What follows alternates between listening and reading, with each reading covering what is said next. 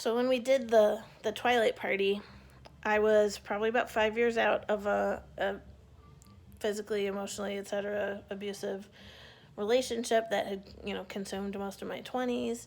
And I still had some photos and a letter, maybe another thing or two from that relationship that I had kept. And so the party was supposed to be this thing where we were burning stuff that we wanted to let go of from our past. Like I said, I don't know how that came up. But I brought those photos and that letter, and I talked for a moment, just a moment, about what that stuff represented. And a friend of Joe's had these little fire starter things, and I lit one and put it near those things, and it ate it all up. And that's the only time I think I went to a support group a few times about that stuff, but other than that, it's the only time I ever had a group experience of having people kind of sit with me about that experience in that much of a helpful way. And so you wouldn't expect that would be a feature of working in a video store, but it was. It was a really lovely, tight-knit, supportive group at the store at that time. There were exceptions.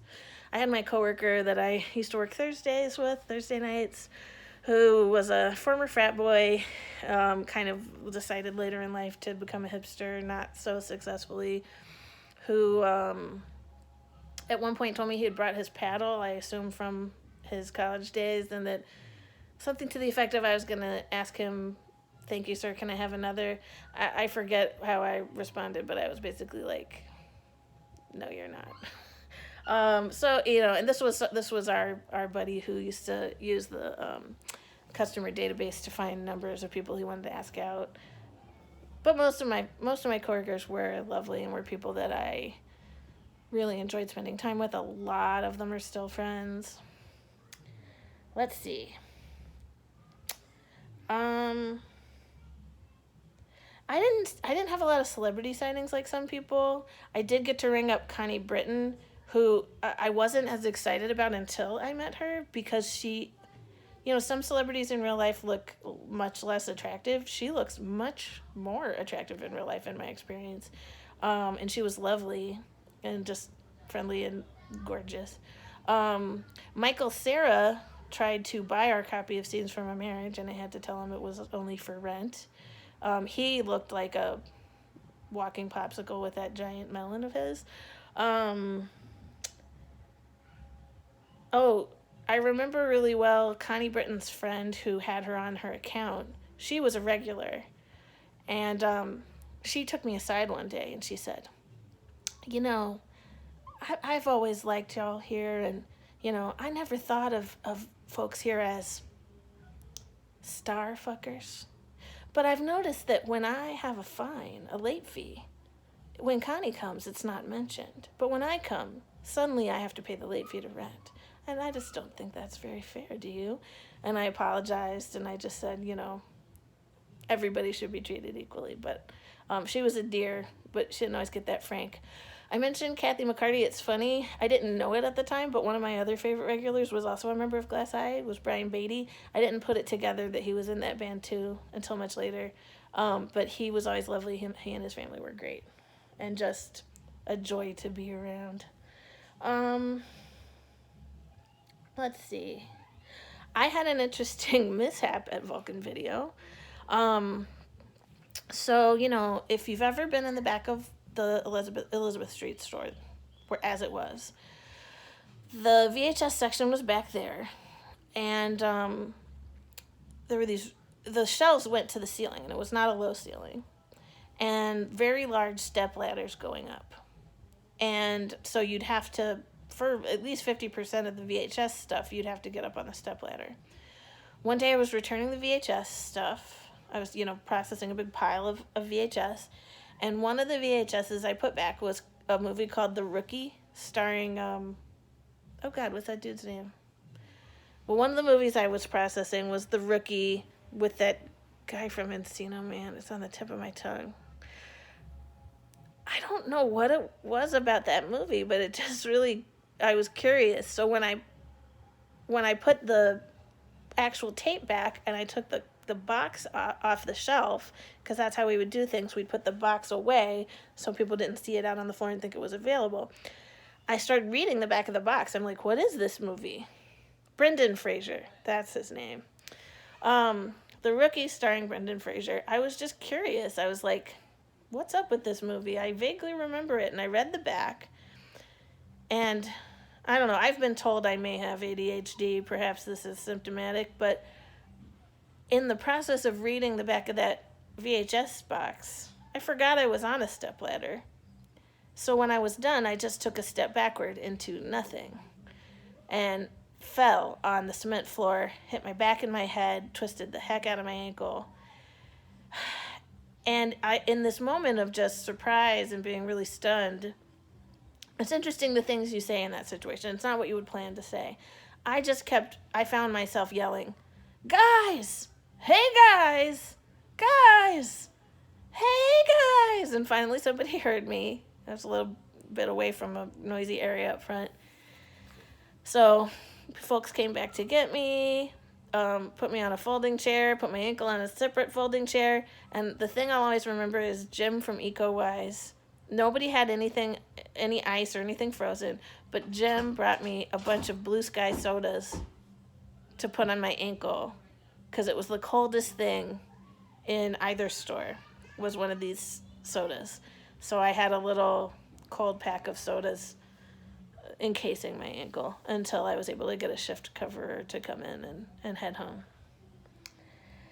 Let's see.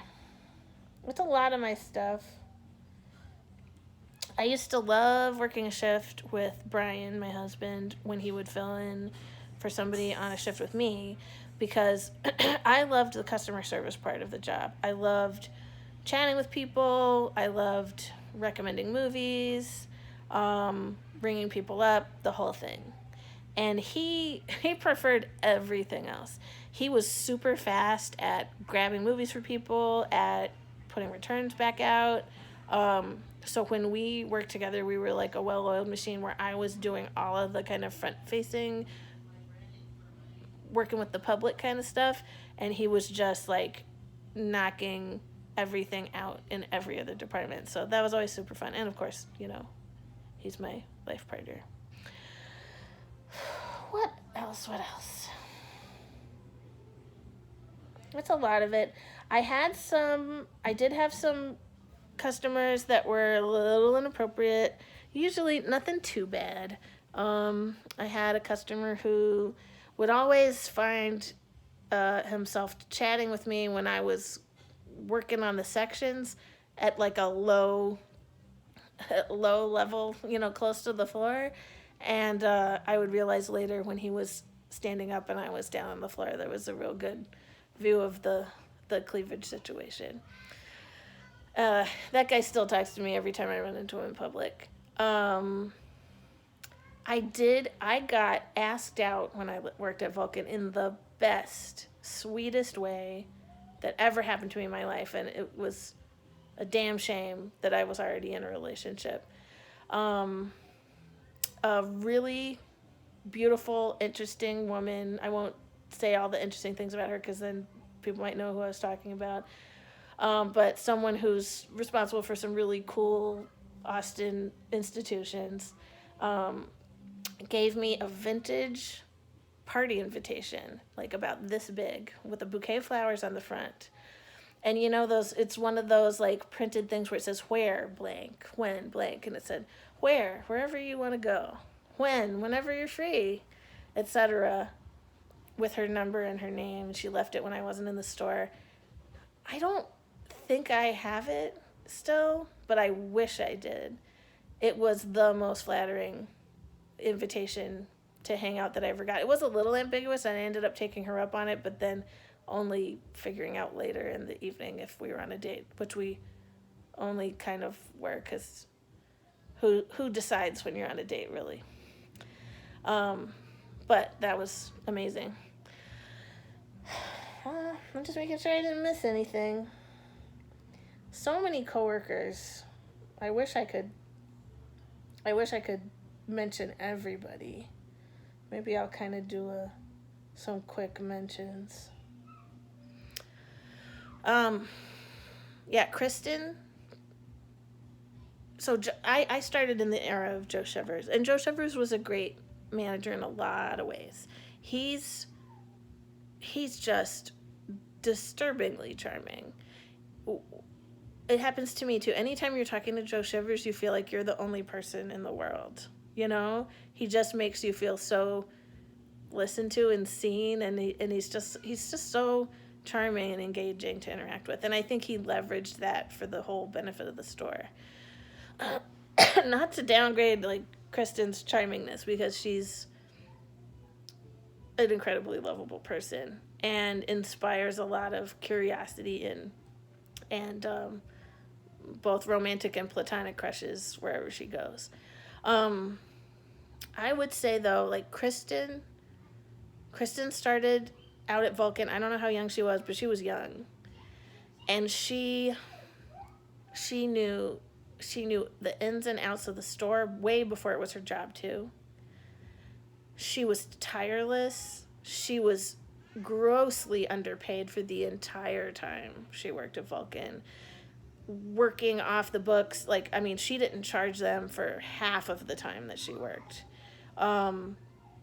She honestly, like, she deserves to own the store, you know, if there was any justice in the world, because she kept it going for, God, I don't know how long.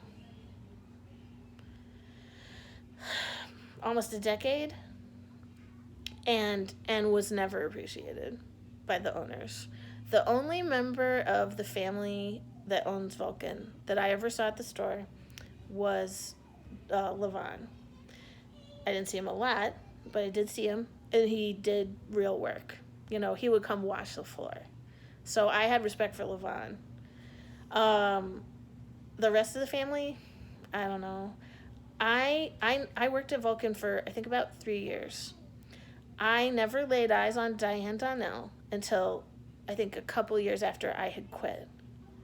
And then one other time. And the second time I met her, she said that my husband's voice sounded exactly like Aziz Ansari's, which it does not, and was clearly just a function of him being a South Asian man.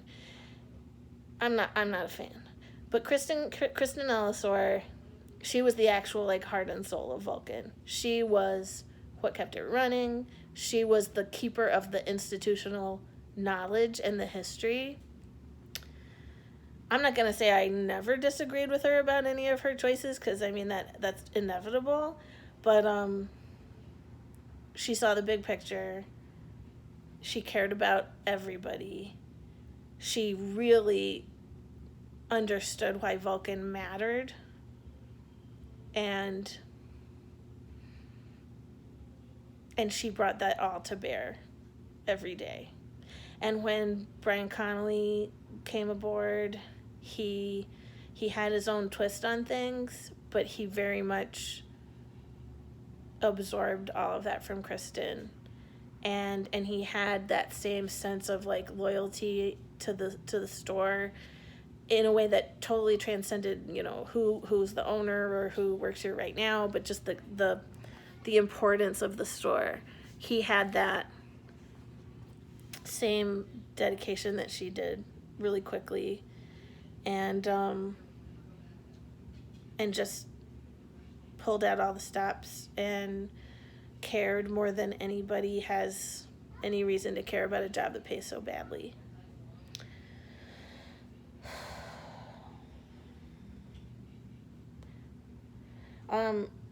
One of the weird memories I have of Vulcan is just all the food I would eat, because it was the stuff we could get for free in trade. I ate so much home slice that I couldn't stand it anymore. And I think since I left around 2011, I don't think I've touched home slice since then, because I was so sick of it. And sometimes the stuff we would get was very odd, you know, like the candy store down the road would bring all the things that people put in a bag from their bulk bin and didn't buy because, you know, they can't sell that stuff. So we would just get these bags of just the most random candy, and you'd just be hunting in there. I learned really quickly, speaking of eating, when you're at Vulcan Video, don't touch your face. It was like COVID before COVID. I learned I shouldn't touch my face or eat anything unless I just washed my hands, and I haven't touched anything else. I got a mysterious skin infection when I worked there before I figured that policy out. It was teeming with germs. Who knows how much of that had to do with the mysterious substances on the porn DVDs, but at least we had a bathroom and another sink all to ourselves where we could wash our hands because we needed it.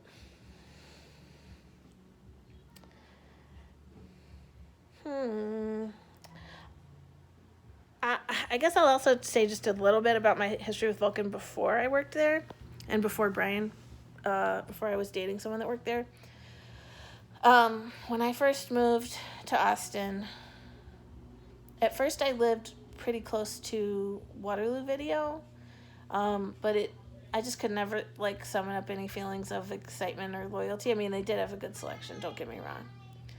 And then when I started living closer to campus, there was this obvious kind of choice between I Love Video and Vulcan. And I noticed right away that Vulcan was the store that if you took a film class, your professor would tell you, oh, if you don't make it to the screening, these are at Vulcan Video. It seemed to have this academic tinge, and I'm a person with a PhD and 2 master's degrees. I kind of like school, I guess. That always appealed to me. I had friends that worked at I Love, and it's a great place. I had a real fondness for some of the folks there, but Vulcan always felt more me, and that was always the place that I would go. When I lived in an apartment on Whittis with my first serious boyfriend in my very early 20s, we used to go to Vulcan North habitually. Inevitably, we would each get to pick one movie, and he'd get a John Woo movie, and I would want to watch Rules of the Game or something. And then we'd take him home. He'd lobby to watch his movie first and fall asleep during mine.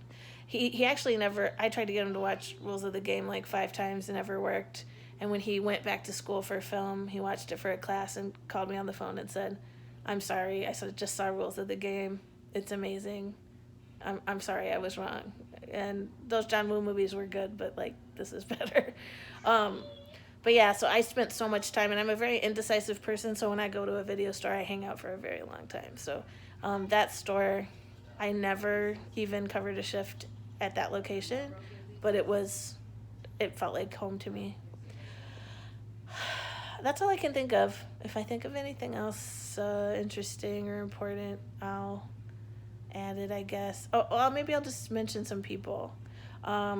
So my husband, Brian Sookram, he gives himself a hard time about things like how he didn't know the answer to some questions at the trivia challenge. He always brings up that I yelled the answer at him. It was a question about Max von Sydow, and the Hamlet adaptation he was in, and I'm a big Strange Brew fan. I may have even been wearing my Strange Brew t-shirt at the time. So when he didn't know the answer, I yelled, "Come on!" But I was a little drunk. But yeah, Brian really sells himself short. He was a huge part of the store, and had great ideas for recommendations for people, and really knew so many different areas so well. Of course, Brian Connolly was, not only dedicated to the store, but just has this really interesting way of looking at cinema that no one else has, inscrutable taste. There's no rhyme or reason to it from my perspective, but he's great at making a really interesting case for why he loves things, and sometimes that's more fun than agreeing with someone. Mike Harker was always really fun to work with. He had a little bit of that same quality that Joe Shivers has, that he's just such a charmer, just such a fun person to talk to, and just I think he really brought so much charm to his work there. Um, Mikey or Miguel Gambarda was, I think now people might not. He's gone on to do different things. I forget what he's doing. I think he's doing public health, but he was working at PBS. But he was so classy. Made the rest of us look like a bunch of crumb bums. Um, of course, Tommy Swenson was really awesome to have around. I remember being so annoyed sometimes that someone so much younger than me knew way more about a wider breadth of film than I did. Um, and just he's just such a profoundly sweet, curious, caring, um, deeply thinking person that at first it took a little while to get past, get through the initial layers of him, but really had such a fondness for him really quickly. Rashid Malik was also someone that I wished I'd gotten to have more shifts with. So funny and sweet and a big, lovable personality that always brought people together and got people doing things. It makes sense that now he's doing public policy kind of research stuff because he was always getting things started and making things happen. That's probably it.